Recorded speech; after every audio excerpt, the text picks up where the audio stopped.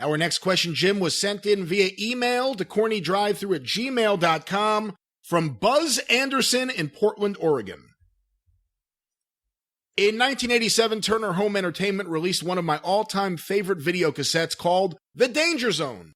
Hosted by Magnum TA and Missy Hyatt, it features highlights of various NWA stars set to some pretty awful music, with brief promos from various wrestlers interspersed amongst the clips. As you appear in both the highlights and the promos, which, while brief, were classic Jim Cornette, I was wondering if you had any memories of participating in the production of this video cassette. Also, if you know why a clip of Nikita Koloff describing hitting someone with a Russian sickle as, quote, better than coming was allowed to make it into the final product.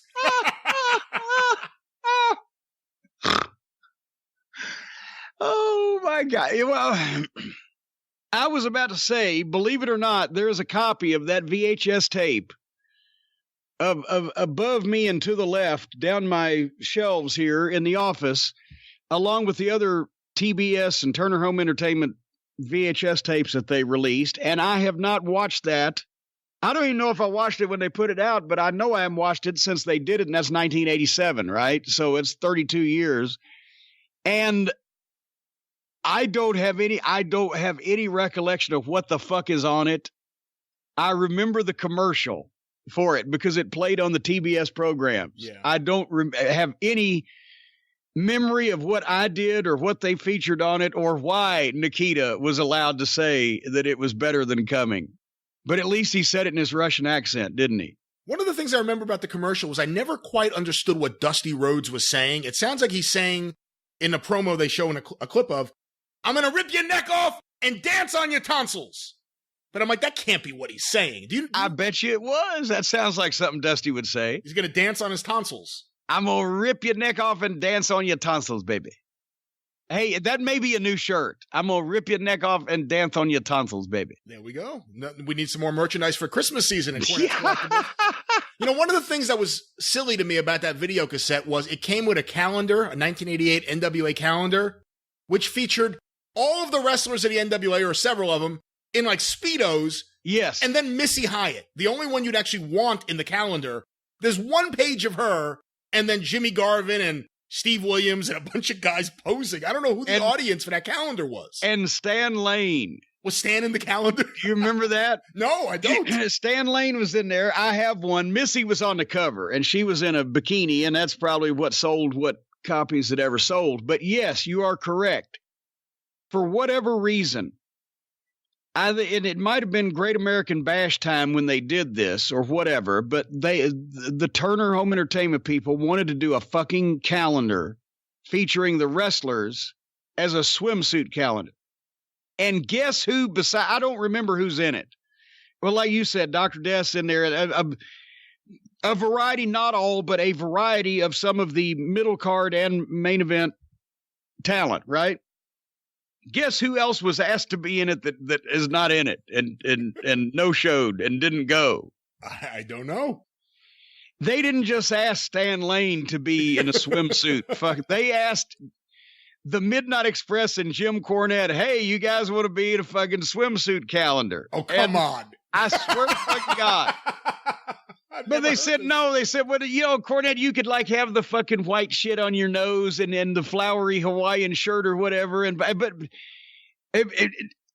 no, Bobby didn't want to do it because he didn't want to wear fucking swimwear. I don't think he ever got in a fucking swimming pool. If he did, he wore either his fucking shorts or his tights, whatever. I was not going to dress up in the clown outfit for this fucking, this was still, Crockett still owned the company. We were still trying to be halfway fucking serious, right, about this shit. And just do a goofy fucking swimsuit picture when we were supposed to be heels.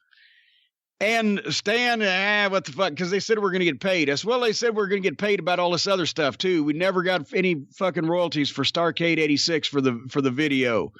We never got any other royalties for any other videos. We never got,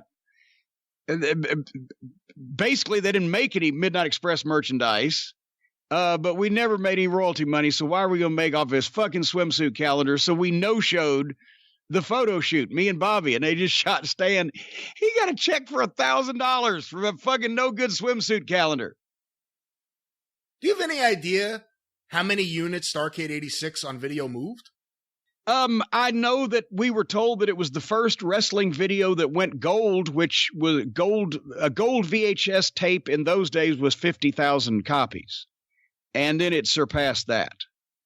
And I mean, on the cover, they show the scaffold. You realize you're one of the big selling points, if not the major selling point. Well, yeah, no, the goddamn commercial. That's why I had the most famous bump in the history of wrestling until fucking Cactus got thrown off the cell, because they showed that bump on the commercial 4 times on every Saturday night TBS show for a fucking year.